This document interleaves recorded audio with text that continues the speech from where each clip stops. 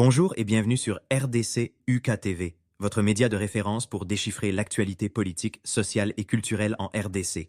Avec des analyses approfondies, des enquêtes de terrain et des programmes captivants, nous vous informons pour sensibiliser.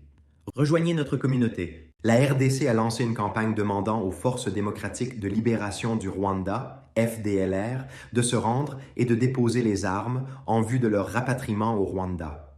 En cas de refus, les combattants seront contraints par la force, selon le message officiel.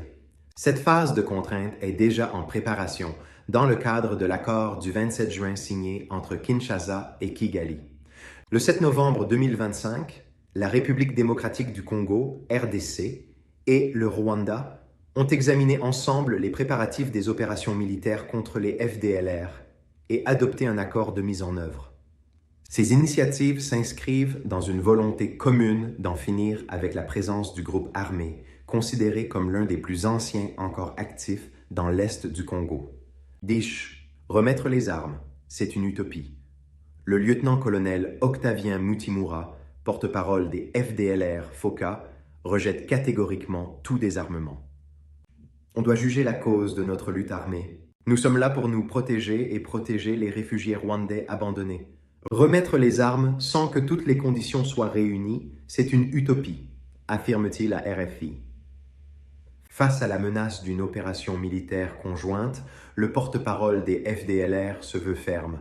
Quand on est dans le feu, on ne peut pas redouter d'être attaqué. Nous sommes parmi les cibles de Kigali. Nous résisterons jusqu'à ce que Kigali admette un dialogue inter-rwandais et un retour des réfugiés en toute dignité. Les FDLR affirment par ailleurs être la cible d'attaque menée par l'AFC M23. Nous sommes dans les zones où se mènent les combats. L'AFC M23 nous attaque et menace nos réfugiés.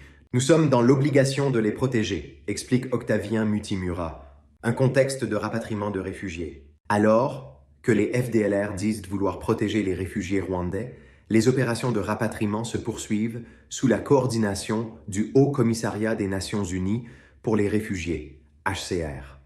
Le 21 octobre, 267 Rwandais ont traversé la frontière de Rubavu depuis l'est de la RDC.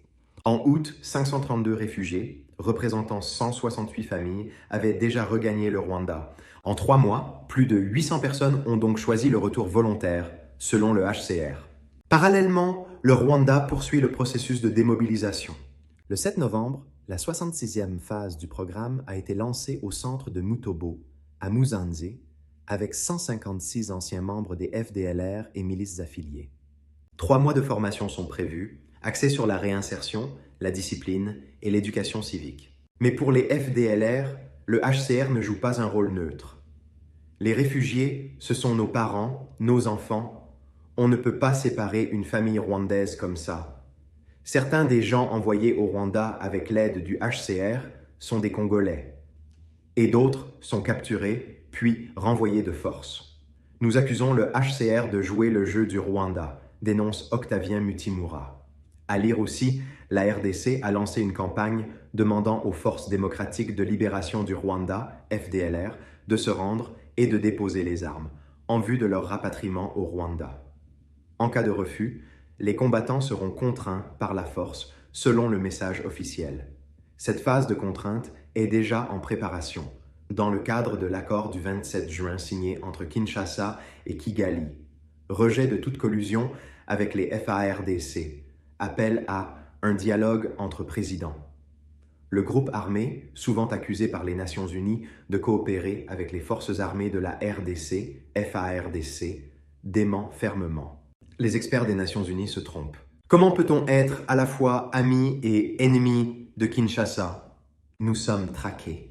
Nous avons perdu beaucoup d'hommes et du matériel dans la traque de septembre 2024, déclare le lieutenant-colonel Mutimura. Selon lui, les FDLR se trouvent actuellement dans des zones contrôlées par l'AFC M23, notamment à Bwisha, dans le territoire de Rutshuru, où elles affrontent régulièrement leurs adversaires.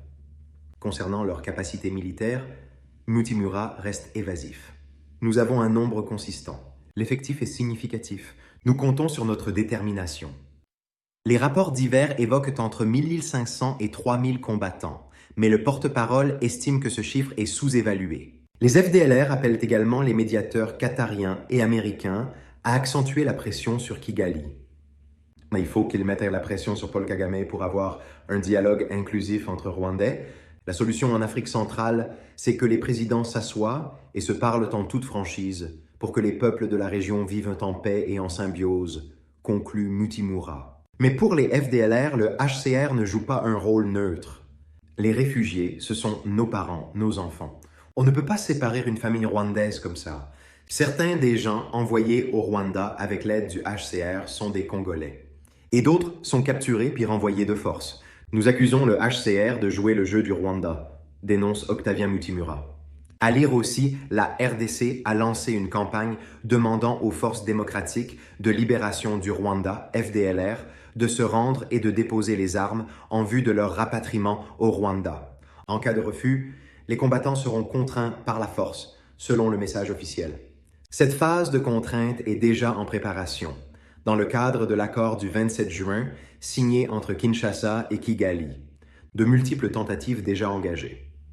Depuis 2 décennies, plusieurs initiatives ont tenté de régler la question des FDLR. En 2001, un premier processus avait conduit au désarmement et au cantonnement des combattants à Kamina, ainsi qu'à la destruction publique d'armes à Kinshasa, en présence de la communauté internationale. En 2014, plus de 1500 combattants avaient remis leurs armes à la Communauté de développement d'Afrique australe, SADC, et à la mission de l'Organisation des Nations Unies pour la stabilisation en République démocratique du Congo, MONUSCO, avant d'être cantonnés, avec leurs familles, dans les camps de Kisangani, Kanyabayonga et Walungu, toujours sous supervision internationale. La même année, une réunion de Rome, organisée sous la médiation de la communauté Sant'Egidio et représentée par le cardinal Matteo Maria Zuppi, avait réuni des représentants des États-Unis, de l'Union européenne, des Nations unies et du gouvernement congolais dans une nouvelle tentative de dialogue et de démobilisation du mouvement.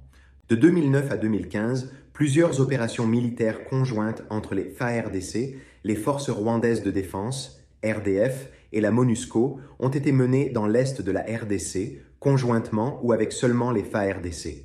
Parmi elles, Umoja Wetu, Kimia I et 2, Amanileo, Amani Kamilifu ou encore Sokola 2.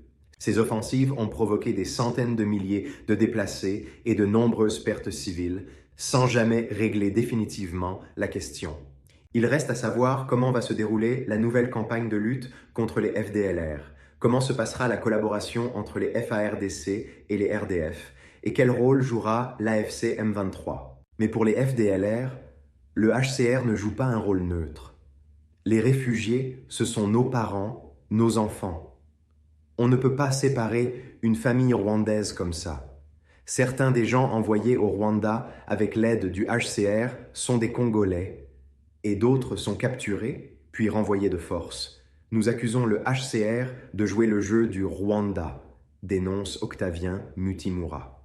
À lire aussi, la RDC a lancé une campagne demandant aux forces démocratiques de libération du Rwanda, FDLR, de se rendre et de déposer les armes en vue de leur rapatriement au Rwanda.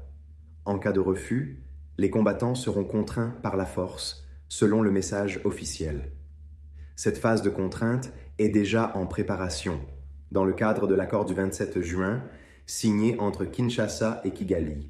Aimez, commentez, partagez et surtout, abonnez-vous pour rester informé des réalités qui façonnent la RDC en Afrique et partout dans le monde.